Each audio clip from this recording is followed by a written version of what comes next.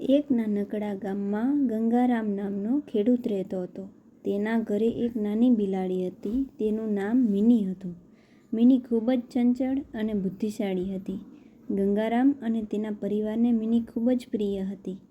એક દિવસ ગંગારામના ઘરમાં ઉંદરોએ ત્રાસ આપવો શરૂ કર્યો. અનાજ ખાઈ જાય, કપડાં કાપી નાખે, ઘરમાં બધાને મુશ્કેલી થવા લાગી.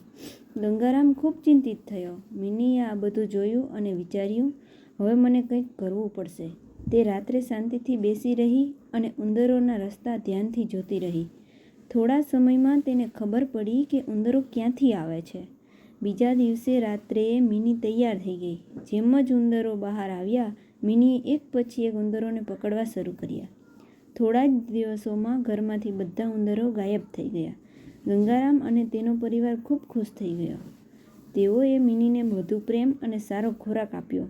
પણ વાર્તા અહીં પૂરી થતી નથી. એક દિવસ ગામમાં એક મોટો સાપ ઘરમાં ઘૂસી આવ્યો. બધા લોકો ડરી ગયા. મિનીએ હિંમત બતાવી. તે સાપ સામે ઊભી રહી અને તેને ઘરમાંથી ભગાડી દીધો. એ દિવસથી મિની ગામમાં હીરો બિલાડી બની ગઈ. બધા લોકો તેની બહાદુરીની વાતો કરવા લાગ્યા. ગંગારામે પ્રેમથી કહ્યું, નાની હોવા છતાં મિનીએ બતાવી દીધું કે હિંમત અને સમજદારી સૌથી મોટી શક્તિ છે.